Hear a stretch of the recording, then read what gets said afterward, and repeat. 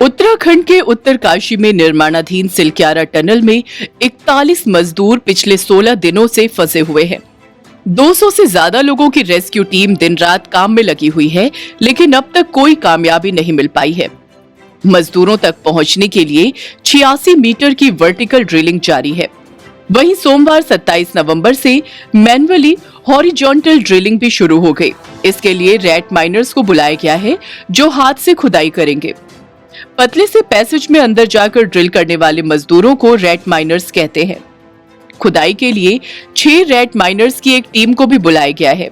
यह रास्ता बनाने के लिए चूहों की तरह काम करते हैं और मलबे को बाहर निकालते हैं। अधिकारियों का कहना है कि अब बचाव दल फंसे हुए मजदूरों तक पहुंचने के लिए बचे हुए मलबे को मैनुअल रूप से खोदने की योजना बना रहा है। कहा यह भी जा रहा है कि सुरंग में 36 मीटर वर्टिकल ड्रिलिंग का काम पूरा शुरू हो चुका है। बचाव कर्मियों को मलबे में से ड्रिल करके मजदूरों तक रास्ता बनाने की कोशिश में कई अड़चनों का सामना करना पड़ रहा है। उत्तराखंड सरकार के सचिव डॉक्टर नीरज खैरवाल ने मीडिया को बताया कि ऑगर मशीन के हिस्सों को सुरंग से काट काट कर निकाल लिया गया है। उन्होंने बताया कि ये काम सुबह 4 बजे पूरा हुआ। उन्होंने कहा कि ऑगर मशीन का हेड अभी भी अंदर फंसा हुआ है, उसके लिए पाइप को भी काटा गया है। पीएम के प्रिंसिपल सेक्रेटरी डॉक्टर पीके मिश्रा ने सिलक्यारा टनल में फंसे मजदूरों से बात की। उन्होंने सुरंग के बाहर मौजूद मजदूरों के परिजनों से भी बात की।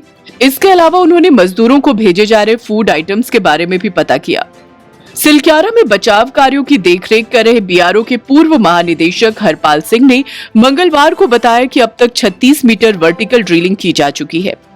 इसके तहत 1.2 मीटर व्यास के पाइपों को वर्टिकल तरीके से सुरंग के टॉप से नीचे की ओर डाला जाएगा। अधिकारियों ने रविवार को बताया था कि सुरंग में फंसे श्रमिकों तक पहुंचने के लिए कुल 86 मीटर लंबवत ड्रिलिंग की जा रही है और इसमें 4 दिन का समय लगेगा। निर्माणाधीन सिलक्यारा बड़कोट सुरंग में फंसे 41 श्रमिकों को बाहर निकालने के लिए सुरंग के ऊपर से की जा रही वर्टिकल ड्रिलिंग 36 मीटर तक पहुंच चुकी है।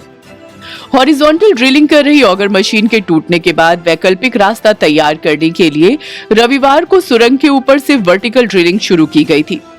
अंतर्राष्ट्रीय टनलिंग विशेषज्ञ अर्नोल्ड डिक्स ने कहा है कि काम तेजी से जारी है और जल्द ही कामयाबी हासिल कर ली जाएगी। हम प्रगति कर रहे हैं। उन्होंने कहा, मुझे टीम पर बहुत गर्व महसूस हो रहा है। मैनुअल ड्रिलिंग शुरू की जाएगी और ये सुरक्षित है। उत्तरकाशी में निर्माणाधीन टनल का एक हिस्सा 12 नवंबर को दिवाली की सुबह ढह गया था। इसमें 41 मजदूर टनल में फंस गए। घटना के तुरंत बाद बचाव अभियान शुरू कर दिया गया, लेकिन ड्रिलिंग में बाधाओं के कारण रेस्क्यू में देरी हो रही है। वहीं टनल में फंसे मजदूरों का मनोबल भी टूटने लगा है। ऐसे में डॉक्टरों की टीम बारी बारी से उनसे बात कर रही है ताकि वो किसी ट्रॉमा में न चले जाए। साइट पर 24 घंटे 2 साइकियाट्रिस्ट समेत 5 डॉक्टरों की एक टीम तैनात की गई है, जो फंसे हुए मजदूरों से 2 शिफ्ट में बात कर रही है। सुबह 9 बजे से 11 बजे तक और शाम 5 बजे से 8 बजे तक मजदूर अपने मन की स्थिति डॉक्टरों के साथ शेयर कर रहे हैं। बात करने के लिए मजदूरों को पाइप के जरिए एक माइक भेजा गया है। साथ ही टनल में फंसे हुए मजदूरों के परिवार के सदस्यों को उनसे जब चाहे बात करने की परमिशन दी गई है। प्रशासन ने मजदूरों के परिवारों के लिए टनल के बाहर कैंप लगाए हैं। टनल के अंदर फंसे मजदूर सबा अहमद के भाई नैयर अहमद ने समाचार एजेंसी पीटीआई के हवाले से कहा कि ड्रिलिंग में आ रही बाधाओं के कारण रेस्क्यू ऑपरेशन में देरी हो रही है, इसलिए डॉक्टरों और साइकियाट्रिस्ट ने मेरे भाई की काउंसलिंग की। टनल के बाहर कैंप के पास कंस्ट्रक्शन कंपनी के इंतजाम किए गए। कमरे में रह रहे नैयर ने कहा कि वो अपने भाई से दिन में 2 बार बात करते हैं।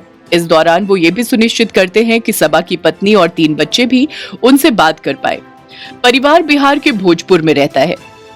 वहीं सिलक्यारा की तरफ से फंसी ऑगर मशीन को सोमवार सुबह काटकर बाहर निकाल लिया गया।